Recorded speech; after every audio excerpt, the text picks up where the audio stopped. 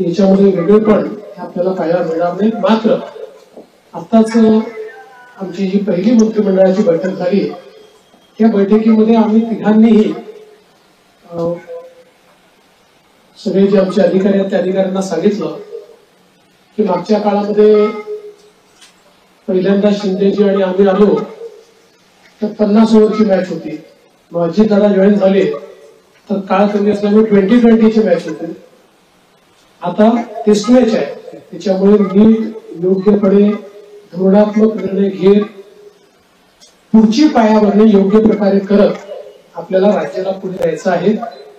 आणि मला विश्वास आहे की वेगवेगळ्या योजना आम्ही सुरू केलेल्या आहेत, वेगवेगळ्या पायाभूत गोष्टी आम्ही सुरू केल्या आहेत. मग इरिगेशन मधले नदीजोड प्रकल्प असतील किंवा ऊर्जा क्षेत्रामध्ये 16,000 मेगावॅटचे सौर ऊर्जेचे प्रकल्प असतील की ज्यातनं शेतकऱ्यांना दिवसा वीज मिळणार आहे, किंवा सामाजिक क्षेत्रातले लाडकी बहीण सारखे प्रकल्प असतील, मुलींच्या जी पूर्वी आम्ही 50% फी द्यायचो त्याच्याऐवजी 100% फी देण्याचा आमचा निर्णय असेल. असे हे जे वेगवेगळे निर्णय आहेत हे निर्णय पुढे सुरूच ठेवायचे आहेत.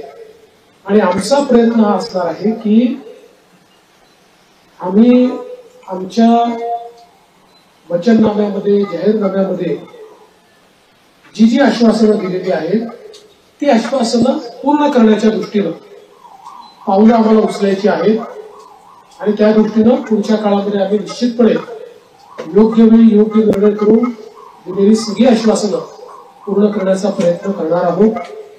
मी या निमित्ताने महाराष्ट्रातल्या जनतेला आश्वासित करू इच्छितो की एक लोकाभिमुख सरकार, सर्व समाजाला सोबत घेऊन चालणारं सरकार हे महाराष्ट्राला पुढच्याही काळात पाहायला मिळेल.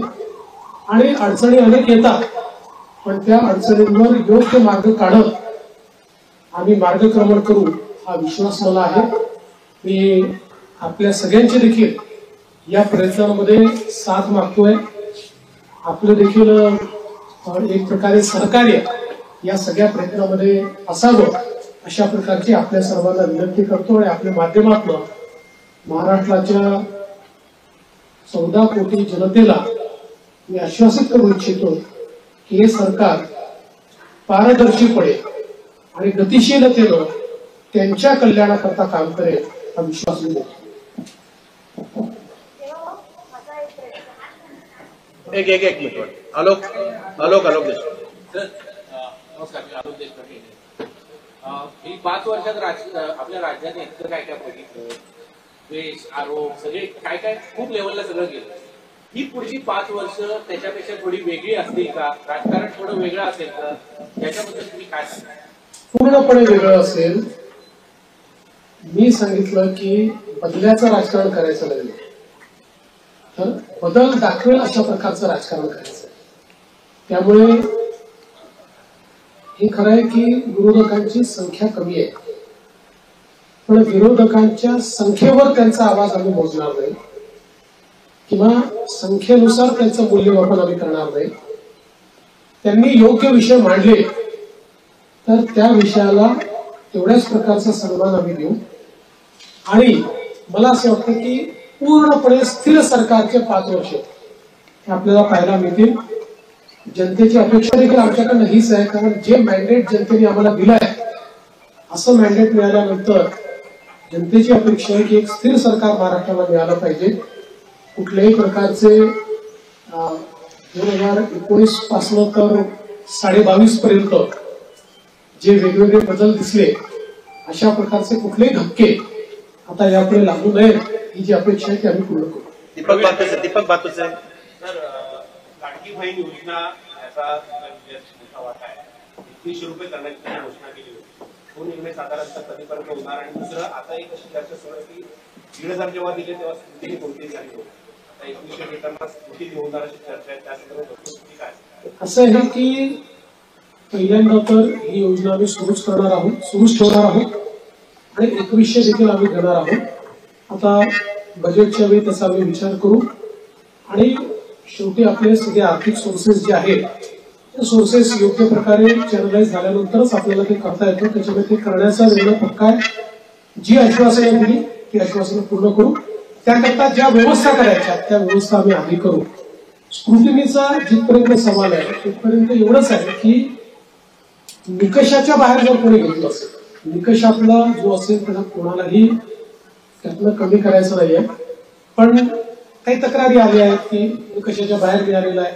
जसं आपल्याला कल्पना असेल की शेतकरी सन्मान योजना जेव्हा मोदीजींनी सुरू केली त्यावेळी पहिल्यांदा जे काही बेनिफिशियरी होते लक्षात आलं की मोठ्या शेतकऱ्यांना देखील ते मिळालेलं आहे. मग नंतर त्यातल्या अनेक शेतकऱ्यांनी स्वतःच त्या ठिकाणी सांगितलं की आम्ही या निकषात बसत नाही. मला असं वाटतं त्यानंतर ती स्थिर झाली. अशाच प्रकारे जर ऍपरंटली या योजनेमध्ये काही ज्यांना आपण निकष ठरवलेले आहेत ते निकषाच्या बाहेरच्या आमच्या वेळी मिळाले तर त्याचा पुनर्विचार होईल, पण सरसकट काही पुनर्विचार वगैरे करण्याचा विषय नाही. अभय देशमुख. मंत्रिमंडळाचा आणि विधानसभा अध्यक्षाची निवड ही मुंबईच्या अधिवेशनातून आम्ही करू, कारण नियमच असा आहे की शपथ झाल्यानंतर अध्यक्षाची निवड करावी लागते. अध्यक्षांच्या निवडीनंतर राज्यपालांचं अभिभाषण करावं लागतं. त्यामुळे ती सगळी प्रोसेस आताच आम्ही मंत्रिमंडळाने शिफारस करून राज्यपालांना पाठवलेली आहे की 7, 8 आणि 9 या 3 दिवसात ही शपथ घ्यावी. 9 तारखेला स्पीकरचा निवडणूक करावी आणि 9ला आपण अभिभाषण करावं नियमानुसार. अशा प्रकारची शिफारस आता मंत्रिमंडळाने माननीय राज्यपालांना पाठवली. सोनू श्रीवास्तव. विस्ताराच्या संदर्भात मला असं वाटतं की जवळपास आमची प्रक्रिया झालेली आहे. माझा स्वतःचा अंदाज असा आहे की नागपूर अधिवेशनापूर्वी आम्ही विस्तार करू. सोनू श्रीवास्तव. सोनू श्रीवास्तव.